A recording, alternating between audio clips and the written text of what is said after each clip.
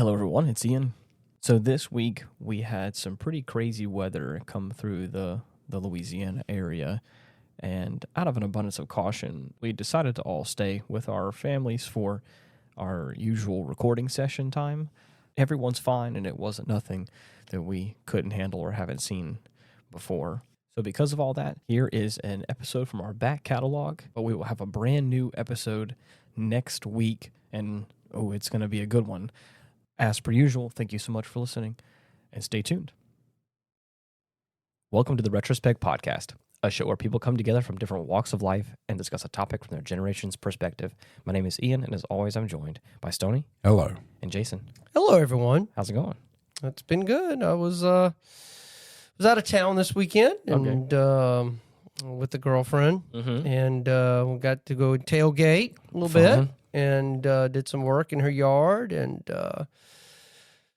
but it was a great weekend. Weather's been great. I mean, it's dry out there right now. Oh, yeah. I think we're fixing to have at the time of this recording, I think we're fixing to have a little cold front come through, and some temps are going to be dropping. So I'm excited. So yeah, so it's been dry, but it's been comfortable outside. I think Saturday I had 3, maybe 4 heart attacks.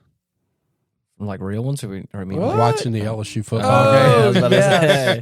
I was about Go to say. Tigers! Yeah. I was able to, Wow. I drove out. I never am ever really involved in sports, really, or football, even though we're in a state that loves their football, loves LSU football specifically.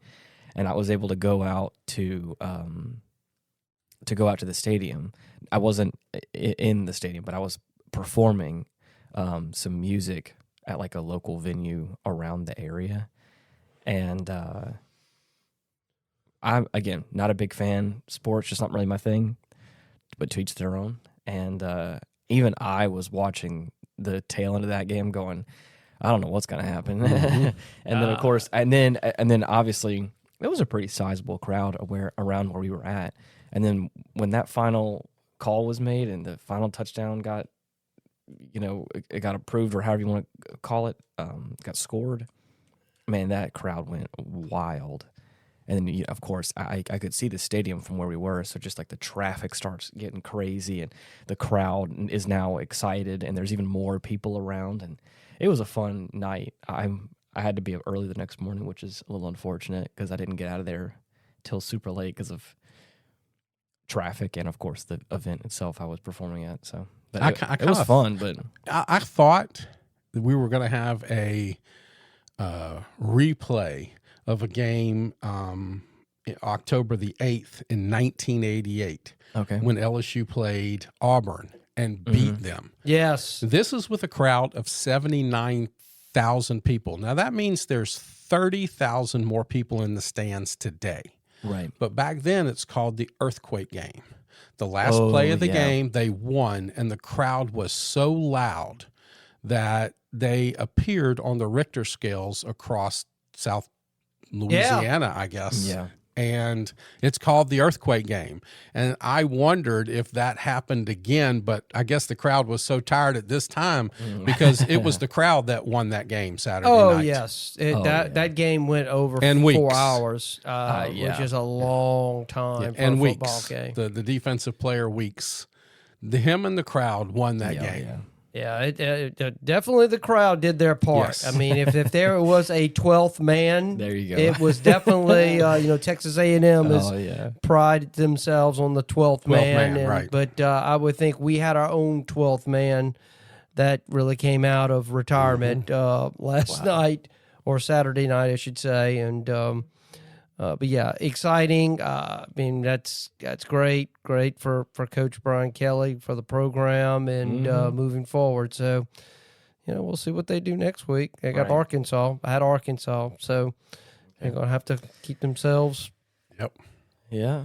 Keep themselves grounded. So around here in the state of Louisiana, it's been a little hectic, but Well, it was homecoming for LSU, which was always busy for the city. Yeah. And also, like you said before, the weather that night was not awful. No, it was nice. it was really nice. Really nice. So that also I think fed into a lot of that as well, especially the event that I was playing music at. Again, everyone was already kind of out there having fun and hanging out, which was really nice. Yeah. And then whenever everything succeeded at the end, you can imagine everyone came out in droves, and that crowd easily tripled. And so I was like, oh man. One of the fun things about living in South Louisiana, when LSU wins, people spend money. Restaurants do better. Yeah. Shops do. Yeah. Everybody does better. If LSU loses, people don't spend money. It's interesting how that's happened. Over the last many years. They did an economic impact study on when LSU is doing well and how that translates into economic, an economic boon for the city of Baton Rouge or not. Yeah.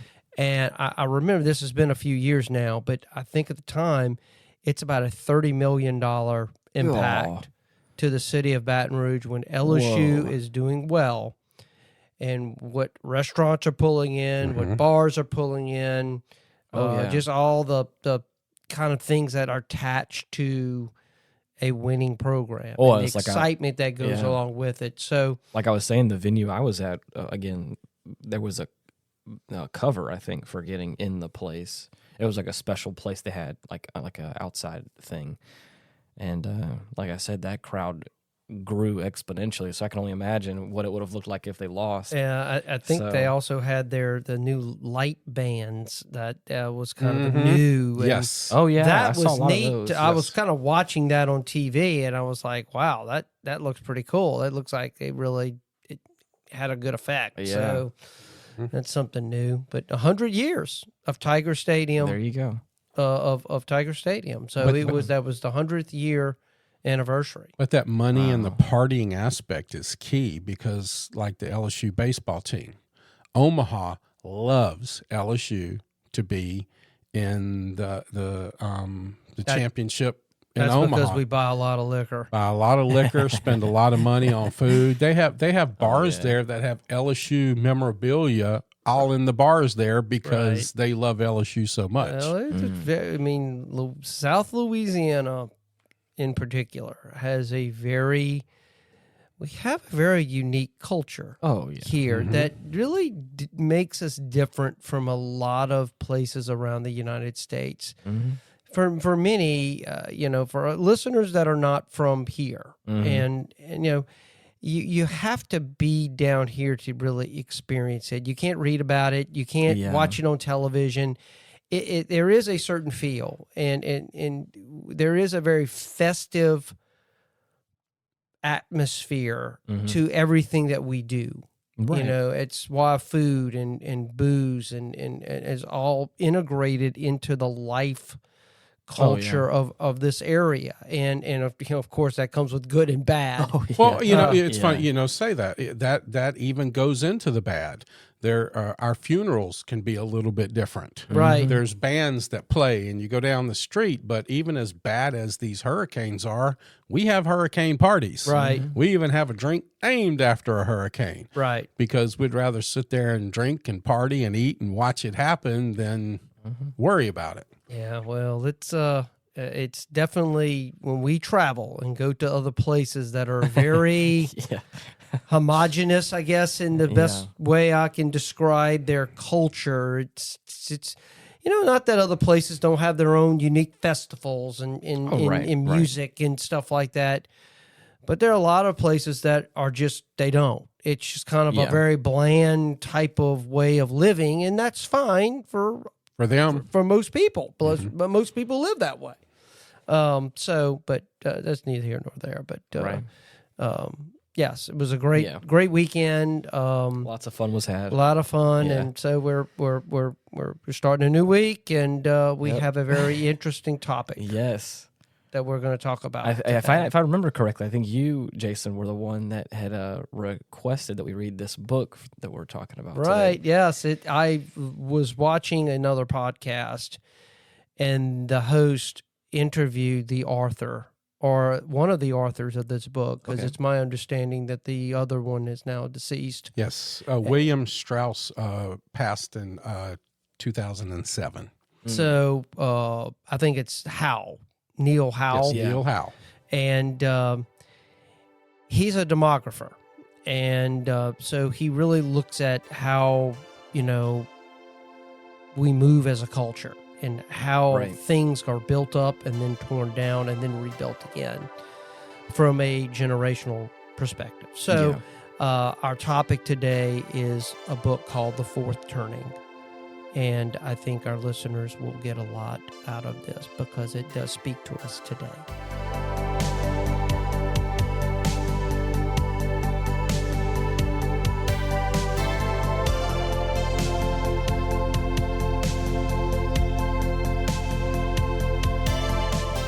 Yeah, there's a couple of chapters in where I was like, okay, I understand we're like kind of laying the groundwork for what the kind of premise of this book is. I think it was like chapter 4.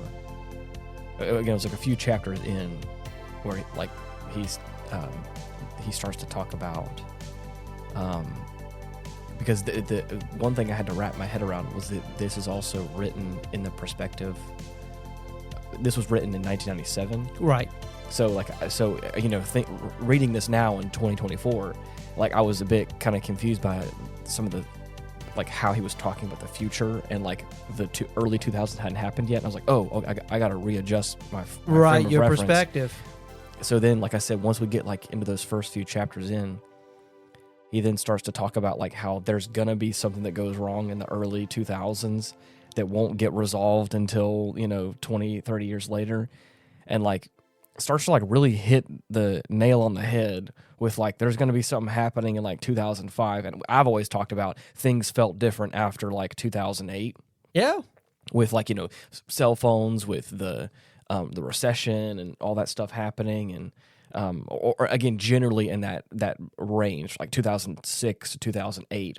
I was also my early teenage years, which I think was like very fundamental for me. It's your formative years. Very You're formative absorbing. You're absorbing your culture at that time. I think a lot of like music culture, I think really impacted me in that like early 2000s. A lot of like rock music, a lot of bands that were around there. So a lot of my tastes were I think formed in that time. A lot of video games as a kid came out around that time that I think are very nostalgic for me. It's like that just is like such a pivotal time, but I felt some sort of like shift at that point.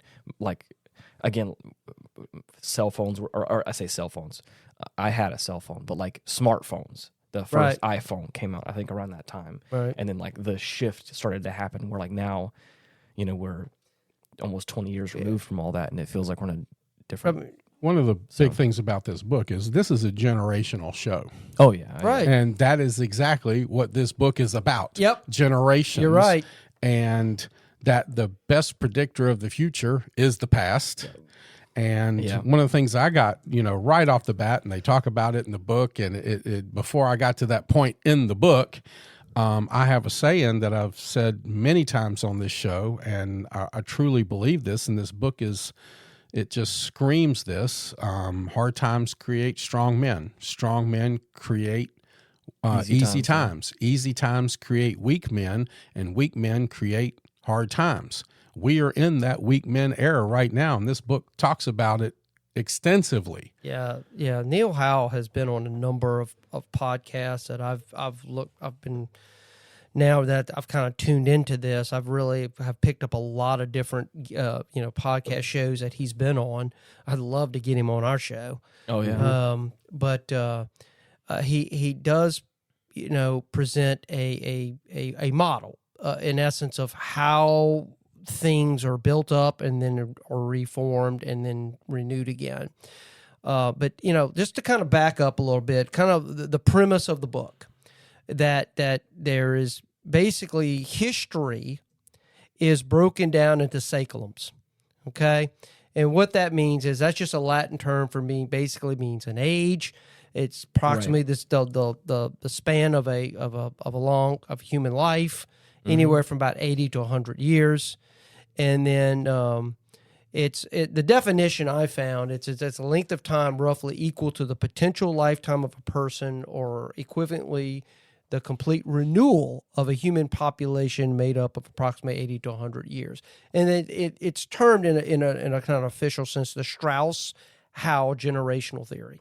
Okay. That's how they define this. So within that 100-year period, They break it up into about 20-year periods. They call them turnings. Right. We would call that maybe a generation. Right. Yeah. And there's 4 kind of periods of time within, say, a century that different things are happening. And the first season, they call it the high.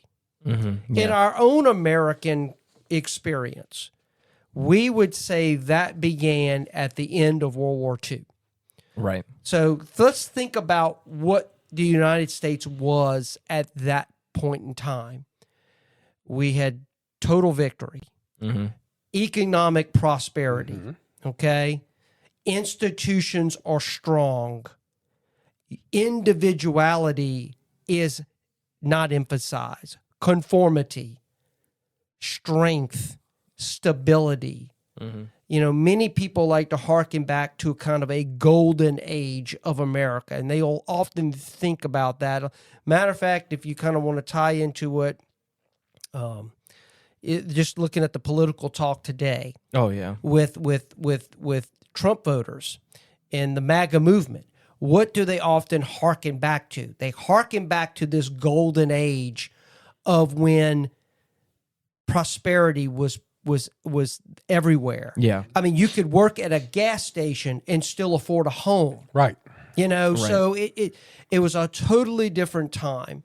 But what had they just come out of also? Not just the war, but what had they just come out of? They had just come Depression. out of the Depression, So that- which would have been the crisis. Crisis of the also. Okay, that would have been that generational crisis turning, because where did that come from? The Roaring 20s, Right. when deviance and alcohol and all of this major catastrophe stuff, the Depression, all of these things were happening, which created the strong men again. Right. Yeah. And so now we're kind of going back to this cycle of We're kind of in a mess right now. We're in a mess right now. That's what I'm saying. So, you know, we just to kind of break it down for our listeners. Can I throw this out there right quick, Go Jason? ahead. You know, this wasn't their first book. No, it was. This was their second book. And their first one was, and I love this, Generations, the History of America's Future. right. 1584 to 2069. That was the title. They wrote that one in 91. Oh yeah, the book goes back. It's But the history of America's future. right, exactly. Of how you can break this down. I mean, we're using America because that's kind of more what's relevant Right, to to us, us. in where we're at right now in history. But you know, this high age, this exciting time that people feel that, you know, America is great. There's tons of patriotism at this time. They believe institutions are, you know, can accomplish great things. Think of like the great construction project, the interstates. Right. You know, that all that was envisioned, that we're going to build these massive roads across the United States. That never existed before. Right. That period of time. It just didn't. But you have this renewed sense. People are like, oh, we can do great things. Collectivism. Believe it or not, the boomers are very big in the collective. We, as a group, we can do great things together. Right. We can And put somebody on the moon. We can put somebody on the can do moon. so All many this different is things. part Yep. of this kind of greater, grandiose mission of changing the world, so to speak. I've said that about it just feels like looking back at people from that generation or that time period, and it just feels like there's so much optimism for the future. Oh yeah, Like which like I like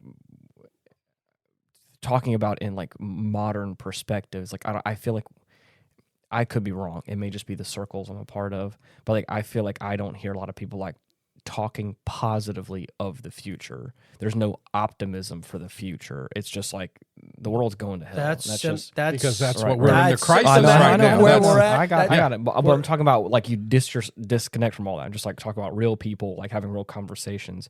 Like I look back in time and like again, even I went to Walt Disney World 8 or 9 months ago, and like I love going to certain parts of like Tomorrowland because again it's like from this like perspective of like the 1950s, 60s, 70s of like what the future is going to look like. And there's so much optimism. There's so much big, kind of almost outlandish ideas, but like they believe that they can make it happen. Right. And it's like, it kind of makes me, it kind of encourages me in a way, because I'm like, why don't we have that sort of optimism anymore? And I think, obviously we're getting into that right now, but it's just Right. I've had this kind of inner dialogue, you know. You're not the only one. Yeah, right, You're not right. the only So- one who thinks Yeah, that way. yeah, I yeah. mean, so, and that, you know, based on what I've read, that period of our country ended with the assassination of JFK, and there was a fundamental shift, that something happened to the psyche of America after his assassination. Yeah. Because what then comes after now? So Yeah. we're now getting into 1964, 1965. Lyndon Johnson is now the president. Vietnam is ramping up. Oh yeah. Wow. You're not. So kidding. That now is a- you have a different, we have a what they call the awakening. Yes. This period ran from about 1964 to, I would venture to say, they kind of put it somewhere with the election of Ronald Reagan in 84. So you have this period of time called the awakening. And what's happening now is people now are pushing back against conformity. I don't want to conform. What about my own inner, what I want to do? Yeah. My own individual kind of way of approaching life. And I don't believe that institutions, I think these institutions are too big. Yeah. Matter of fact, I don't even trust them. I was going to say. What was the saying in Vietnam? Don't trust anybody over 30? Yeah. You know? Well, or even like just the idea. I mean, I know it's probably bigger now, but I can only imagine, like, again, people having suspicions of who actually killed JFK, you know, and who was all behind Well, back that. then they didn't. I know, They but just still. knew it was one guy. It wasn't till later times Right. that the conspiracy theory stuff. Back then, you just knew it was one guy, and that was it. Yeah, that's what I'm saying. Nobody really kind of dived into it. But what's happening is you start to see now the children that are coming up, what are they doing? They're basically saying, screw you, mom and dad. Yeah. I'm going to go do what I want to do. I mean, you look at pictures of Woodstock, and you can imagine how horrible that may have, how their parents would have looked at their kids doing that. You know, a perfect example of I read an article a while back was Jim Morrison. You know, Jim Morrison kind of rebelled against his father, was a military man. And you look at a picture of his father and you look at a picture of Jim Morrison, of how he just completely rejected the rigid, conform, you know, do your duty to society. There's a casting off at this period of time of, I don't want to be responsible for society. I just kind of want to feel me. Yeah. You know, I just kind of want to kind of float in the ether, so to speak. Right. You know, you have this kind of awareness of inequalities. Guess what's happening at this time? Oh, yeah. Civil rights, women's rights, abortion, Yeah. LGBT, I mean, all the the homosexual, all these groups that had been marginalized. Guess what? You know, now there's this awareness of, oh, we got to do something about this. I mean, we can't allow this. Whereas the parents at this time, they're not worried about that. We're like, Right. no, the country is good. The institutions we need to keep doing what we're doing because that's our duty to do this. So you have the children now are rejecting these norms of society. So you can look at, say, all the institutions start taking a major hit. Matter of fact, this will tie into a topic we're going to talk about next week on the decline in religion. Right. You see reductions in trust in institutional religion. Well, that's what the unraveling is. Right. That is the individualism rises, the narcissistic, self-godly, I am more important than everybody else. Right. And that creates the weak people, which creates going into the crisis. Right. And so that's we're right at the end of the unraveling. The third, I think we're somewhere toward the end or the beginning of the crisis coming up. Well, yeah, the third season and this period of time, they call it the unraveling. It started in '84 and ended with the financial collapse of 2008. Or right. It did, and so but let's look about this. What's going on now between this 84 and 2008 period? Mm-hmm. The Berlin Wall comes down. Oh yeah. Right? Wow. Communism. You're not even, yeah, that's communism falls. You've got music starts taking a different form. The rise of gangster rap starts coming about. Cities now start to implode a little bit. The music culture, the urban culture changes. The music starts reflecting an anger, an angst in society. Now it's all full-blown, all about me. Institutions now are de-emphasized. I don't need institutions, okay, at this time at all. Distrust of institutions. Deregulation. It's also another... You heard of in politics, we need to deregulate. You know, we need to deregulate. This idea that I don't need all this stuff. This is holding me back. Right. The problem is it also leads to massive income inequality, which ultimately then brings us to the fourth turning, which they call crisis. And that started with 2008, and they said 2028, 2030. We're approaching an election. Oh, yeah. 2024. What's going to happen in 2028? That's, to me, I'm more looking at that. Or then I'm looking. But remember, we also talked about in one of our last episodes, 2027 being a critical turning point in some other stuff. I mean, when did Barack Obama get elected? 2008, or I believe. Was it 8? I think it was 8, or it was sometime 12? Around. No, I think it was 8. Hold on, let's see. I remember that because that was, again, it was another big point in history. And what did he say? Well, what did he say as part of his campaign speech? I don't remember. Let me see. If it Obama, a Democrat from Illinois, took office following his victory over the Republican nominee John McCain in 2008 presidential election. 4 years later, in 2012 presidential election. So again. What did he say? He says, "I'm going to fundamentally transform America." Now, I find it funny that he was the catalyst of now we are in this full-blown crisis because individualism, if gone to its logical conclusion, society can't maintain that. But if you needed a poster child for the weak men era, there's your poster child for a weak man right there. Well, let's look at this. Look, why do we have weak men today? The question then goes back to, I would venture to say, the Generation X generation, which would be mine. Those are the parents that raised these children that are now or what would be what you're talking about, weak men. Part of that stems from a degree. I mean, think about all the things that happened.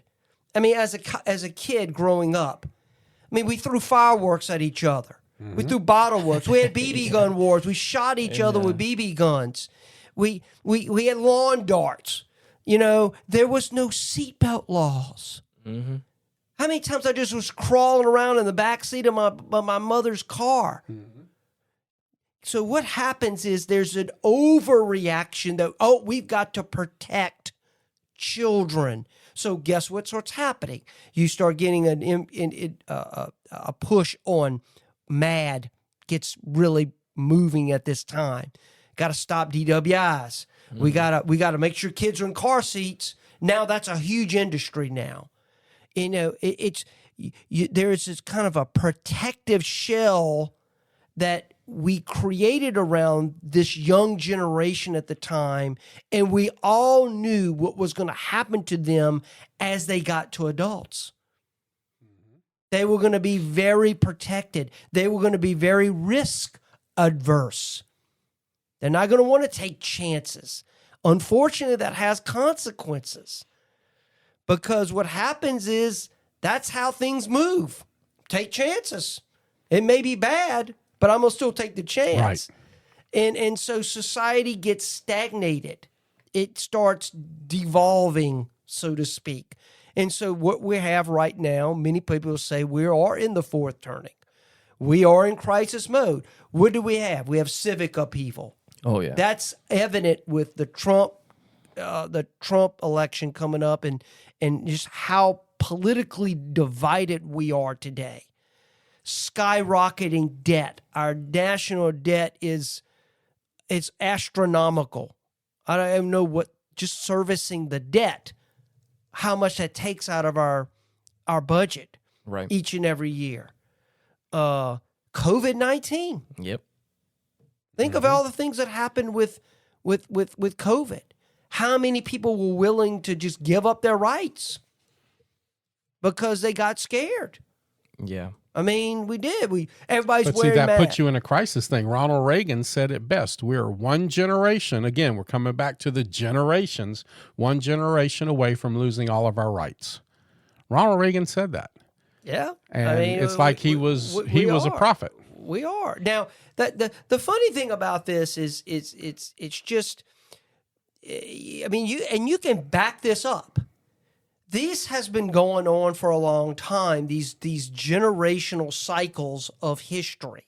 And that's really the premise of the book, that history does repeat itself. Right. It doesn't necessarily, there's nothing new that really happens. Mm-hmm. It does follow kind of some basic rules. Because, I mean, think about of what was going on. What was about 83 years before World War II? What crisis did this country face? The Civil War. The Civil War. Right. The Civil War. So you could think of the generations leading up to the Civil War.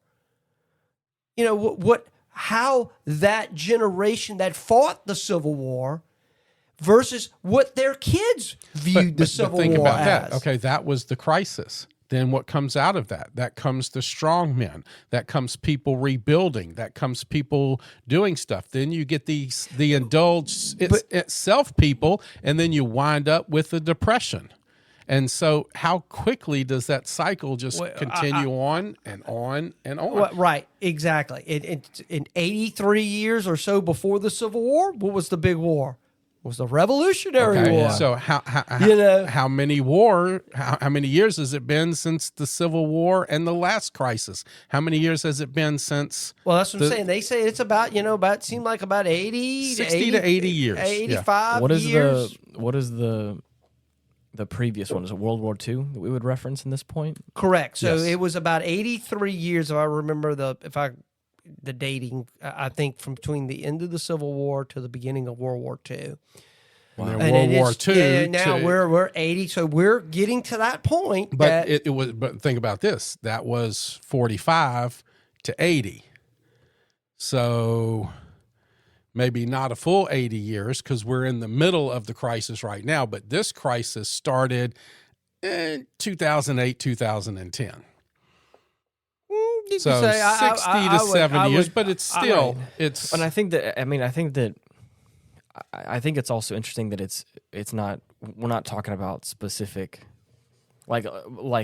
specific dates here. Like in the book specifically, he's like, something's going to happen around 2005. Right. And the fact that we're all talking about something happening in 2008 is close enough for me. Close enough, close right? enough for me to kind of get your attention. Right. So if we're talking about, like you're saying, I'm curious about what's going to happen in 2028. I'm curious what's going to happen in 2025, potentially, or 26. Because if we're talking about anywhere in the range of right now in 2024 and 2028, something happening, that's a close enough window for me that I'm bought in. You know what I mean?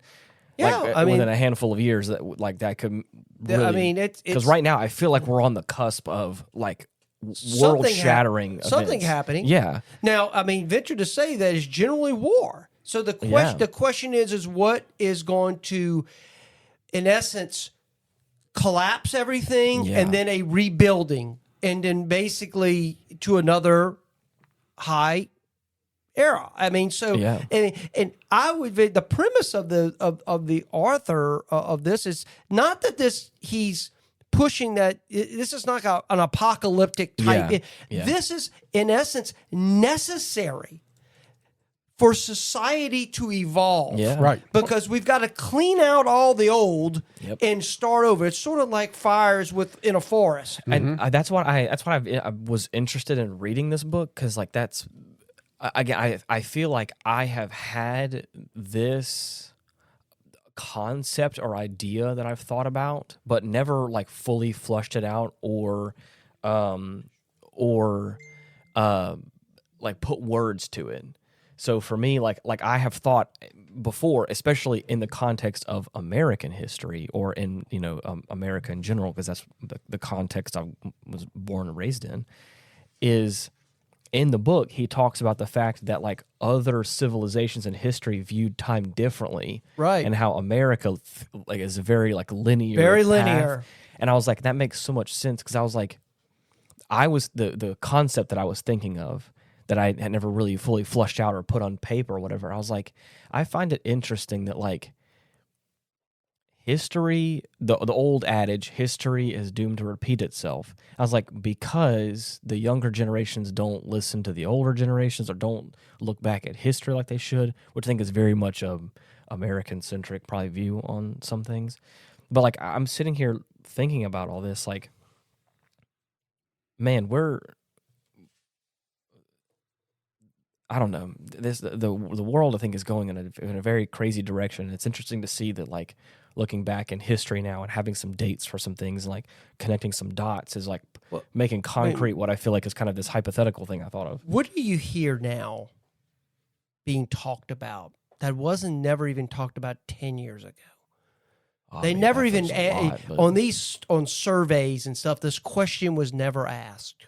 But in the last 10 years, a very sizable portion of the population believes it will happen. Civil War. There it is. Yeah. Oh, wow, you're not wrong. Yeah. How many people are talking about the potential of a civil war? Yeah. How close we are to this, because we have become so polarized in our politics now. And the problem is generally what happens when these things happen, there's always a winner and then there's a loser. I hearken back to the Civil War era.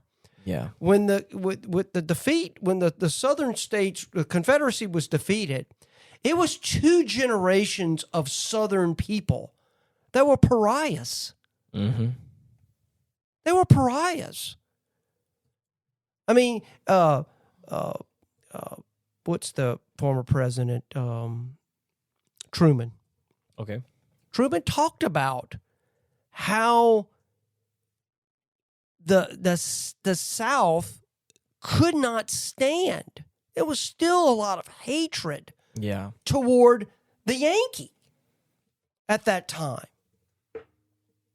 People don't think about that today because we think, oh, we're all Americans and we're this and we're that and all that. Right. But there was literally 2 generations of Southerners that were pariahs.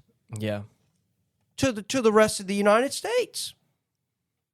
That's crazy to think about. And then vice versa of how Southerners perceived themselves and how they viewed their place in society, because they had lost everything. They had lost their homes. The economics completely got destroyed in the South. And so what values won? Was the Yankee value won. Right.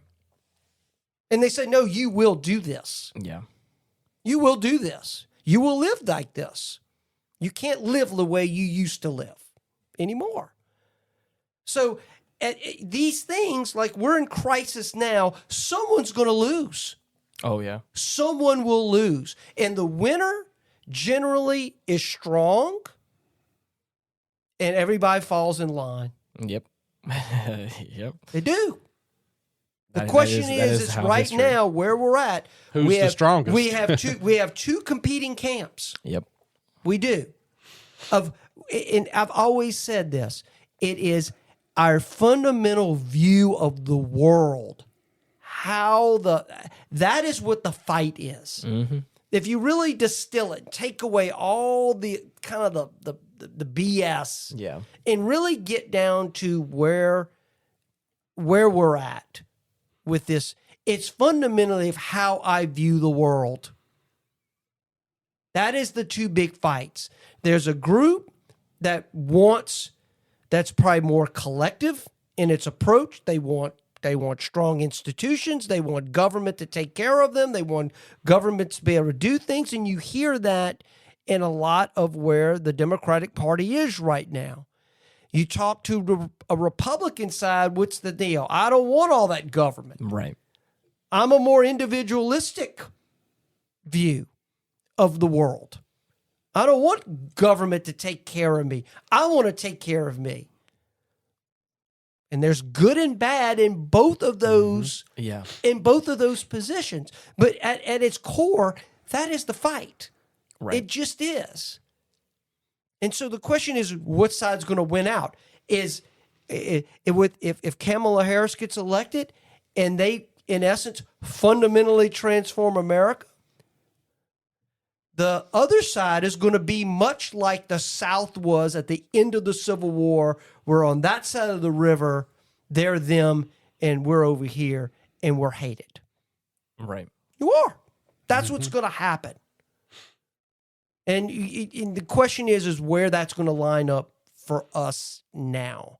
That's the big unknown. Will it devolve into a civil war? Well, that's. I mean, will that happen? We don't know. What the crisis is. The fourth turning is marked by economic distress. Okay, we're there. Mm-hmm. Okay, we can't afford to live right now. We just can't. Political polarization. We can't be more polarized right now. Oh yeah. Period. And then global instability. What's happening in the Middle East? What's happening all around the world right now? And so this period is likely going to end in a couple of ways. War, revolution, or some type of significant upheaval that's going to drive these factions to fight. Somehow they're going to fight. But out of this, if you look at all of the other things, something happens. A new high arises out of this conflict. And I'll say conflict because we don't know what type of a conflict it is, so I'll just generically use that word. Right. Something's happening, and we know this. If you go by the book, if you go by the what was it that I said last week or the week before, the prophecy of the popes. Yeah. Okay. Right. 27 is the year. 2027 is the year according to the Vatican and the popes, and that fits right into line of this. Now, yes, we're not talking about days or weeks, but we're talking about, like Ian said here, it's close enough. Oh yeah. Again, for me, I having worked in the inventory business, there's a such thing as variance where you're allowed a certain percentage, and I feel like if we're shooting for 2028 and we hit between 25 and 28, I'm like, hey, that's enough variance that I'm like, that's close enough for me. Yeah, and especially like you're talking about, like, again, like looking back at history, we see the assassination of JFK, which then like kind of sparks this. It did. It changed. Right. Or even like I said before. What was a song that came out that really, I think, kind of, where kind of really, it really, I think, kind of goes with this second period, this awakening period. What was it, that song with American Pie? Mm-hmm. I mean, it talks about a lot of the kind of the America's lost innocence. And that's what the JFK assassination was. It was like bye-bye. I mean, it's like we've now moved into a different period of time, and it's like nobody ever thought a president get assassinated. Mm. Why? What's going on? And then, of course, that leads to all the issues of Lyndon Johnson and his problems, and then Richard Nixon and his resignation. from the presidency and all that. It was just, you have a degradation of the things that make us great, that we lose faith in. And we have utterly lost faith in all institutions now, because that's the why we're in the mess we're in right now, is because we really have nowhere to turn. That's why everybody's turning to themselves. To ourselves. And the problem is that in it itself is a problem. Right. Because you can't maintain that forever. Eventually, you either disintegrate into tribes, which we have, and that produces weakness. It just does. According to this book and other things, you can't do either one and sustain it. You can't be, I'm a person, I'm going to do it by myself, or be over-regulated by the government. That's going to, look what happened to the Roman Empire.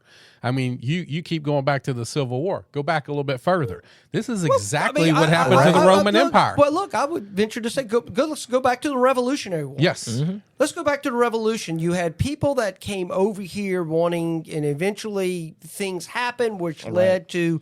the colonies basically saying, I've had enough of England. I feel like we can run our own show. But there was a lot of fights within that. There were a lot of loyalists in the colonies that supported the British. Right. They had no interest in being independent from Don't Britain. shake up my way of Don't life. shake, exactly. And Don't it's mess with my money, basically, is what they were saying. Don't mess with my money. And then you have that. But what's funny is the children of those people that fought the revolution. You look at, they call that the Gilded Age. Yeah. And they're looking back going, why did you even do this? I mean, life would have been so much easier just stayed in England. Why are we? Because strong men create easy times, and easy times create weak know, men. So I those don't- children were I don't going, mean to bring this like super biblical, but like I've been part of like a study recently, or a few things talking about like how whenever like Moses brought the tribes, out of Israel, or brought out of Egypt, right? And the whole discussion kind of feels the same way of like having to. I'm not saying this is the cause or what was needed, but though some of those people weren't going to inherit the promised land. Well, if you read, if you want to read into that, you can basically say, why did they wander around for 40 years in the desert? And that's what I'm saying. To get rid of. Yeah. And so, and then, in the same time, they could have walked across it in 7 days. And there's a lot of scriptures are talking about the fact of like people having that same sentiment of like, why did we ever shake up our way of life? We could have just stayed slaves in Egypt. We could have just done things. We had our food. We had our food. Fed, and of course, like that's not. There's something better out here, right? And it's like, oh, that's hard to put in context. Reading this book, and again, just thinking about how, again, like we're saying, how people. I mean, it obviously for me, without getting into all the probably the scientific aspect or the numbers of it all or the semantics or whatever you want to call it, it feels logical for me to think that like. That there's a cycle to everything? That there's a cycle, especially when it comes to like, I know how human beings are. I know how I am. We get comfortable. We get stuck in our routine. Yes. We do things a certain way, and then we grow old, and then sometimes the people underneath us want things to be different, and then you get displaced. It makes sense for me, especially, again, like I said, I've turned 30 this year. I looked back at pictures from, again, this book specifically and thinking about the past. I started looking back 10 years ago when I was like freshly 20 and was like, I was thinking about this as I was like reading this book a little bit. I was like, what did 2014 feel like to me? Because I was 20 in 2014. In 2015, I was 21, and I was like, I'm experiencing the world in a different way. I was like, what did it feel like? And then I started looking back at old pictures I posted on social media, just like kind of like reliving those memories for a second. And I was like, man, the world feels.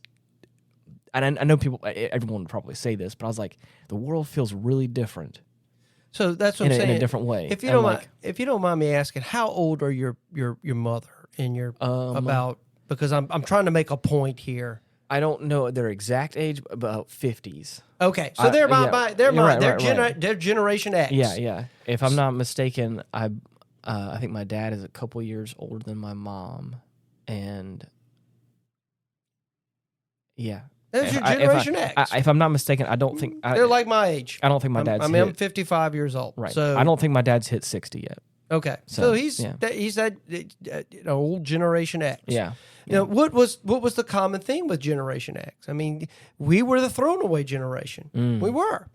You know, we were the ones. It's crazy to think for me. My mom was born just before the moon landing. Exactly. I was born in '69. Right. There you go. So I mean, that's what I'm saying.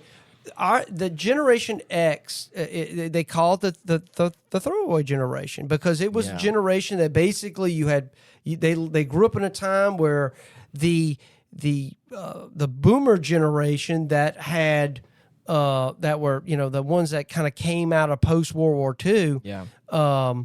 They were trying to they didn't want to deal with Generation X. It was sort of like it was kind of like a I'm trying to not, you have birth control coming about. I don't even want to have kids. So the Generation X is, mama had to go to work. They came home, the latchkey generation. Well, the TV babysitter generation, really, when you bring it down to it, y'all were the first, hey, go sit in front of the TV. So what happened was they saw a world that they were very vulnerable. And they raised their kids with the idea that I'm trying to protect you from that because of what I went through. I know what it was. But it was a different protection than it is now, okay? I'm 64. I'm the last year of the boomers, so I'm really kind of raised in the Gen X. Okay, we drank from hoses. Yep. We didn't have warning labels. Right. Okay, I remember traveling, laying on the back dash of the car. Not in the car seat, and the brakes coming, and I'm going flying into the front seat. Right. Okay. So it was a different kind of protection. Now we're so self-indulgent, and we want to protect we don't want them to get involved in anything. Well, and they are, and some of the latter Generation X basically raised the kids that are now Generation Z. Right. And so, but there was still it started off, Stoney, you were talking about being early like that, but it morphed as time went on. Yes. And it became more and more produced. So you are a product of a certain protection that your parents wanted to give you because of the way they were raised. Right.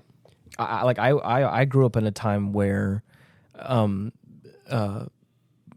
like you could still like ride your bike around the neighborhood, and then like you weren't supposed to come home until lights came on, like, and that was that was an open thing. But like people in like my brother's generation, like my youngest brother and so on, were like, you're not even allowed to like leave the driveway. But think about this: how fast did that go from that to where now kids don't even leave their room? Right, they're stuck on the TV, the Wi-Fi, the phones, and everything else. They don't even go outside anymore. Right. Yeah, that's what I'm saying. But that protection that didn't necessarily exist before had an impact on how you view the world. Oh, yeah. I mean, by the time you were of age, in essence, about 20, that's kind of how the book really kind of... Between 18 and 21, it feels exactly. about right. So, I mean, you're seeing the world differently than your parents did, the way I did. Yeah. Same with Stoney, and basically you could back up the way his parents viewed the world. Well, again, like I was saying before, things in 2008, I would have been 14. I was 14 in 2008. So again, like talk about like that was a very malleable point in my life. And then again, like when I said look back at pictures from 2014, I was 20. And so, like, and I was just thinking about how I graduated high school. I had my first real job that I was working. It was like, doing a bunch of fun like music things as well. And it's like, just looking at and also just kind of being involved because again at that point Barack Obama had gotten reelected for the second term, and he was probably halfway through that, and just how how different the world felt. Because again, I was a child during 9/11, and then the whole what is it called? There's like a term for the kind of the battles that we fought out in Iraq. How about Action. There's like a term for it where it's like I can't remember the name of it. It's like Operation Enduring Freedom? Maybe. There's like a term that people that I think the War on Terror? Yes, that yeah. I mean, that was the big thing after the That's, Twin Towers were hit and the other events. There's people that were like older than myself, like my friends' older brothers that like went off to go fight in Iraq, and that's what they the term they use is the war on terror. So I remember that again as like the quote unquote younger brother to like people that were off in that thing, and then so to be in this like new world where like that was kind of a distant memory. So I kind of wonder now if we've looked back, we've kind of gone back to the Egyptians, we've kind of gone back to the Roman Empire. That was kind of very area oriented. Mm-hmm. Oh yeah. Now we're in a situation now where we're talking about America, or we're talking about Russia and things like this. What happens if America goes into civil war in today's society? That doesn't just affect America. That now affects the world. Well, because now you got China wanting to take us over. You got Russia wanting to do something. Well, I mean, it could really go either way. I mean, if you kind of follow the premise of the book, that there has to be eventually a forest fire. Yes. Well, what I'm saying is that forest fire before was kind of very area oriented, right? Contained. Great word there. Now, now this is a little bit bigger. Right. Yeah, it's almost like the what was the show we did a long time ago? About the big cycle, the universe. I know what you're talking about.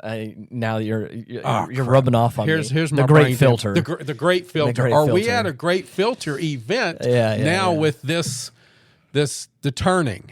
Well, I mean, I guess you would have to view what would a new world look like on the other end of this? What would your life look like? What would institutions look like? How would we operate in a new? Because based upon the model, this is necessary for this to happen, and we come out better on the other end. Right. So, so you have to ask is, what side wins?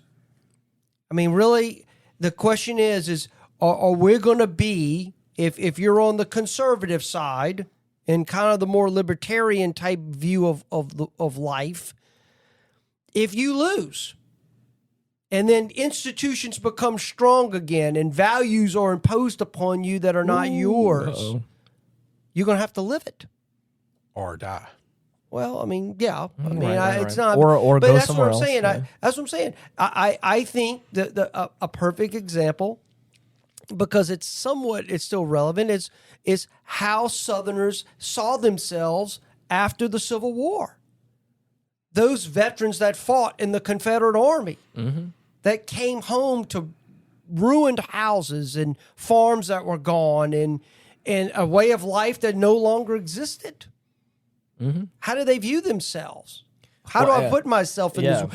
The next thing that happens, whether the conservative side loses and a more progressive world emerges in the next high. Yeah.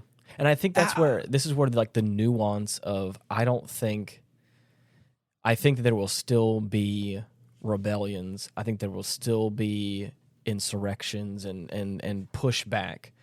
But that doesn't change the fact that they're like, this is the established new normal. There is friction. There is because I can imagine again, after the Civil War, you think things were peaceful directly after? No, they were not peaceful. No. Right. That's what I'm saying. So there is there's a lot of hatred. It's still in flux. I mean, but I think people still,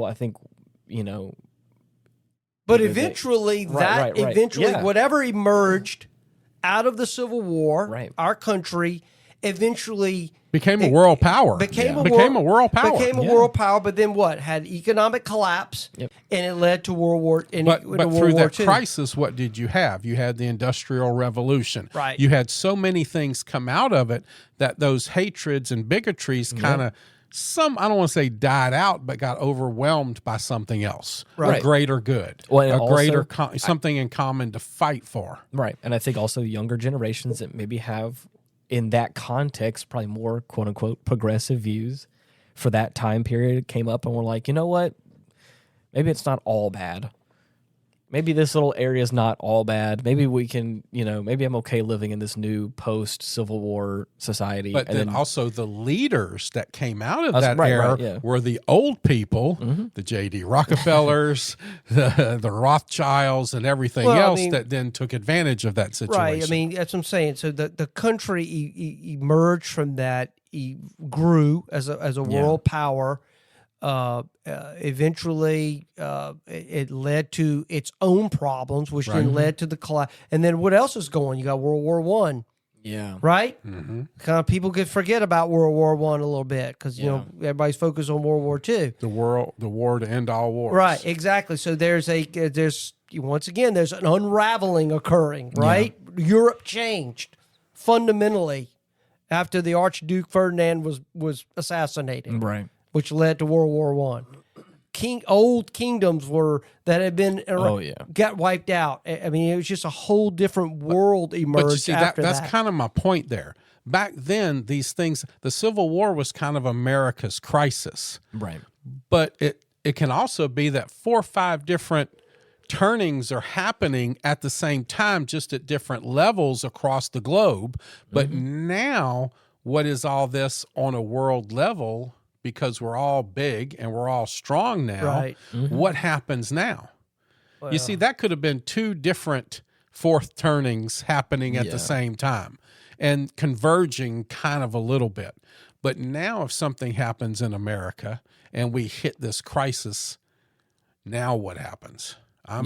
Well, I mean, you talked about somebody saying, well, it's not all bad, and we, so did y'all read about the archetypes? Yes, a little bit, yeah. Like for example, in the high, what do you have? You have prophets. Oh, yeah, right, yeah. Those are the people that are coming out. I would venture to say that the emerging industrialists of that era, they were the prophets. The J.D. Rockefellers, the Carnegies, the Vanderbilts, we're moving, building the world, coming out of World War II. Think of the business leaders that were, oh God, look at all these great things that optimistic we can future, do. Optimistic. Yeah. Then what follows that? Then you have a nomadic generation. You have nomadic. I would venture to say a good example of that is Elon Musk. Right. What does Generation X build? We build how to move things around. Right? Think about it. Right. That's because those are the influences that affected our generation growing up. We don't really have a place. We're here, but we're going to get things done, and we're going to get things moving around, okay? And then when you have what follows. Just for the record, boomers are the prophets of this current crisis. Just to let you know there. Y'all need to listen to me. Right. Which I think is kind of funny, like, especially coming from like the old meme now, or the kind of the old joke of like, okay, boomer, because it feels very much like the young people, older generations, like trying to warn the younger generations of what's coming. And of course, the younger people being like, okay. Well, just for the record, if we're in a situation where I'm the voice of reason, we're in a shitload of trouble. Well, I mean, and then what follows that? It's all of a sudden what they call during the unraveling, what emerges? It's the hero. The hero. Right, of course. That's the millennials. That's the millennials. No, it is. Well, I guess you're right. It is. I mean, it is the millennials. It's they're you say, wait a minute, okay, we got to kind of get some. I'm here to save. I mean, think of. I mean, a lot of activism, a lot of different change and stuff has been millennials. It's millennials. Yeah. Right. So and then after that you have the crisis period, and you have the artist generation. But you also have to classify that into my statement before. That artist generation is also the weak people. Right. Okay? Yeah. because they're not prepared for anything. They can't. If you look at it coming down, strong men, weak men, right, hard times, where easy times. Where are they at in the cycle? These artists. Sorry, Ian. Oh, no. These are the weak people. These are the people that aren't going to be able to do very much. Oh yeah, in a crisis. Right. I mean, we are. Well, I mean, what is it?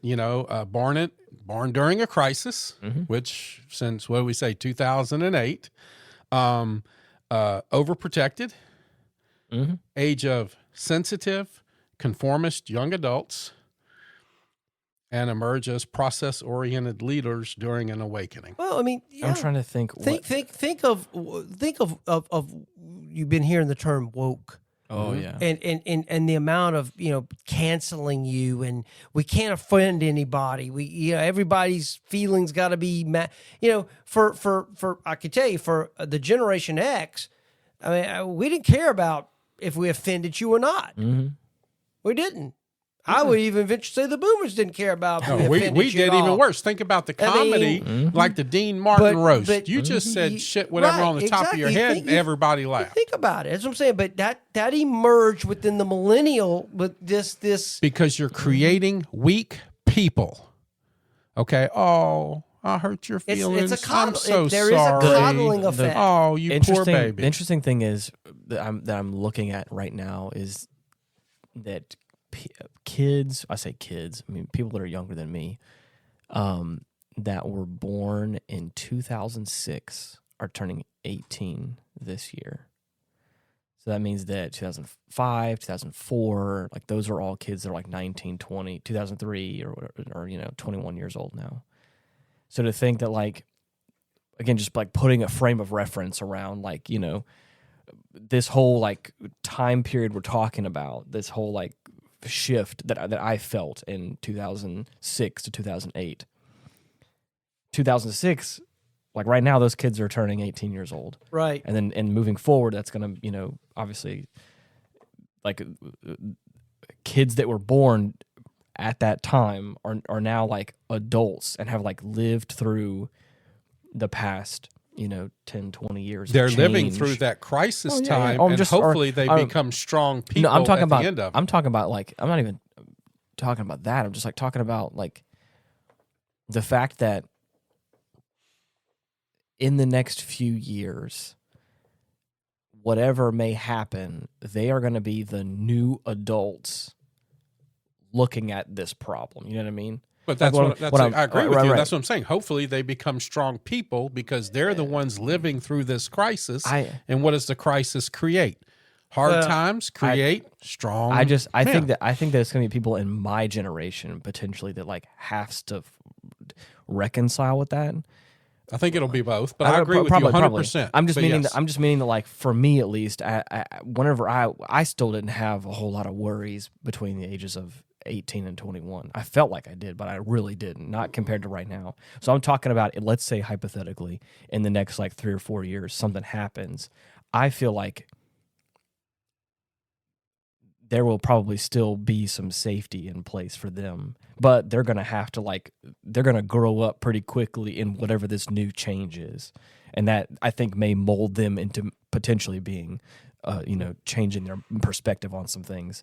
That's what I'm talking about. It's like, again, and just like, again, like putting into reference of like, this whole cycle we're talking about, all those things. I think it's interesting and it's right. kind of cool. Think about, just think of the young generation now. Are they willing to go to war? No. They're not.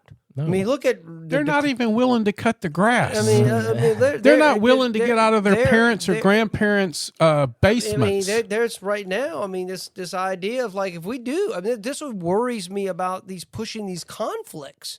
Yeah. It's like, if we have to go to war with China at some future date, are you willing... are you willing to strap on the M16 and go fight a war in Asia, which they've got over a billion soldiers over there to use? That's what I'm saying. So this is the same group that said, "Let's rush Area 51. They can't kill all of us." Technically, yeah, they can. But their mentality on war and fighting and being strong is not there yet. Well, then the question is okay, so that's where we're at right now is what will bring down the old order? Right. What's going to bring down, and by necessity, people will have to rise up, and it's going to be a period of hard times.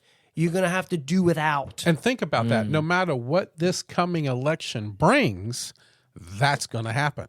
No matter who wins.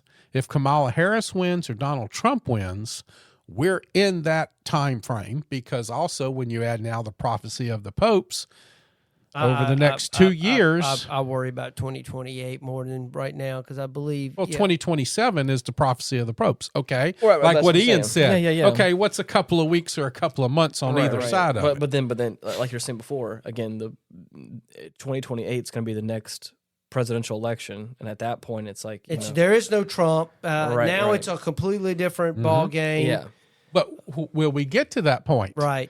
Because of this election. I mean, I think that we probably will, but again, it's like you were saying before, is like what is then going to happen between now and then that is then going to shift us into into the next 2028 election. Have to sit here and go like, we're in a catastrophe now, and we have that's to do what I'm without. talking about. That's exactly. Some people would say we're in that now. We are in that now, and what's unless- going to happen is the election is going to be the catalyst to push us into that change and social revolution. Right. Or civil war or whatever that the crisis brings, because every crisis brings something. I wouldn't be surprised if after this election, if the way I think it's going to go, that it doesn't spark in the next 4 years with the way the media has portrayed certain actors and certain people.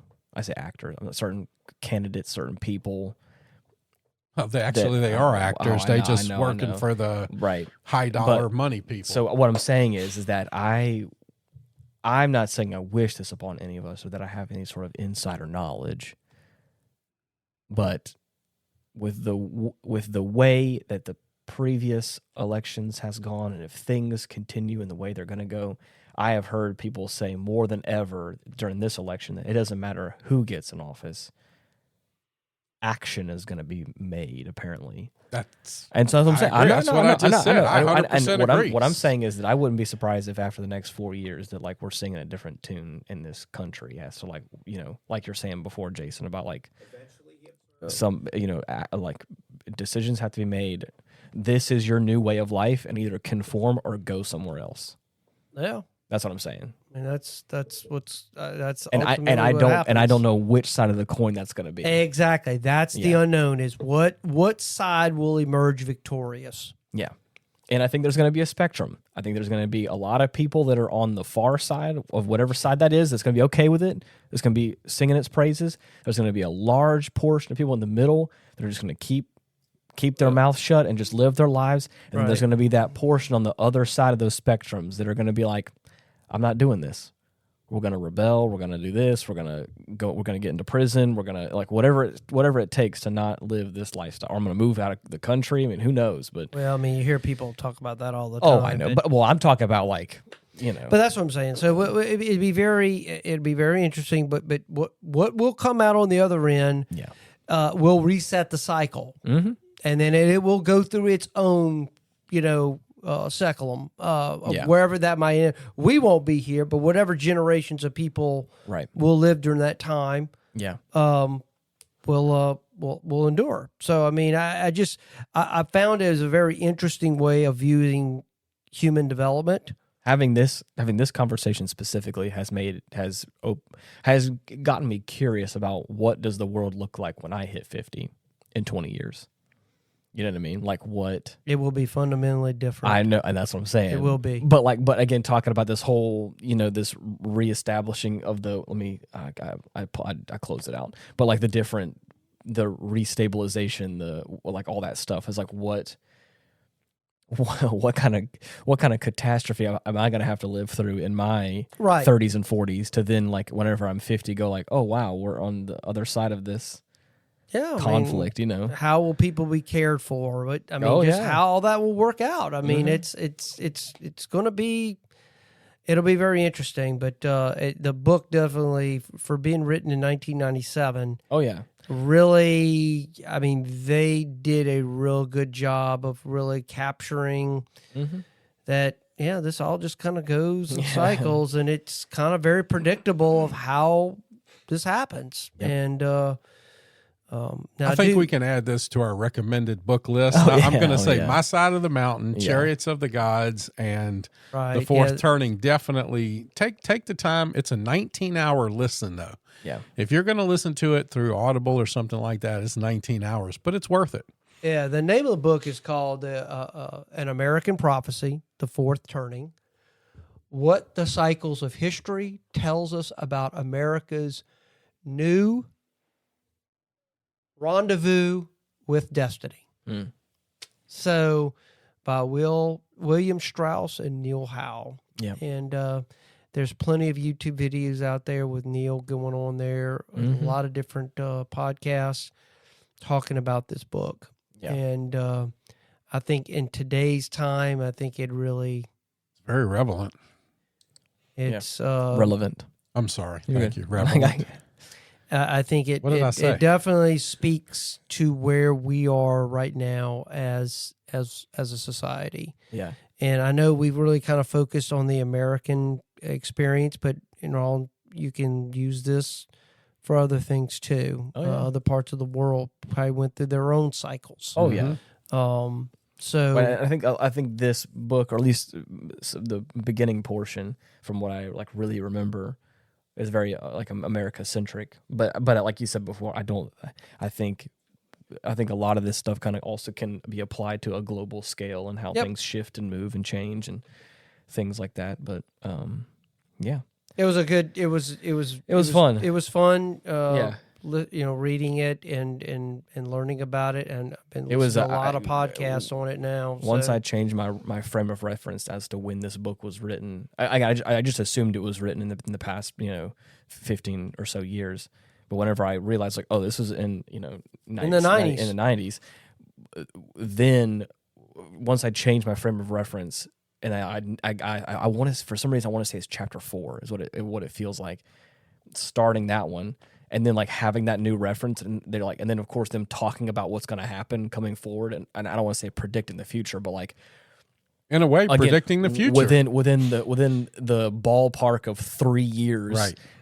Predicting something like that's going to happen. I was like, man, that's it. It kind of called me out a little bit. I was like, "Ooh, yikes! That's a little too on the nose for me." Very good, but it's interesting. I really enjoyed it. Very good. So. Well, I'm glad I came across this. Yeah, and I was able to share this with you all. Of course. And just gives us something else to think about. This has fun. This has been an episode in the making. And I want to apologize. I know I messed up on some words, but I had 4 hours of cognitive testing and everything before I came to the studio today, so I'm kind of beat. Yeah. But I still wanted to come do this. But of course. Well, sorry about messing up some words, listeners. I appreciate y'all for being patient with me. I'll try to do better next time. That's all good. I think the thing is, I think we understand what you're saying, and that's what all that matters, is that we know what you mean. For anybody out there who's wanting to let us know what you think about this book, or that if you have read it, or your opinions on this matter, or if you're gonna read it, let us know. If you're gonna read it, you can comment on all the platforms. We have a Facebook page at Retrospect Pod. You can comment there. If you listen on Spotify, you can comment down in the little comment section. If you're on YouTube, little comment section, leave us a like. Subscribe on all the platforms you like us on. Again, you can type in Retrospect Pod on most major platforms and find us. And we also have an email address, getoffendedtogether@gmail.com, where you can give us some more long-form responses if you wish. But until next time, thank you so much for listening. Bye-bye. Goodbye, everyone. God bless. Thanks for hanging out with us today. You're the best. Peace.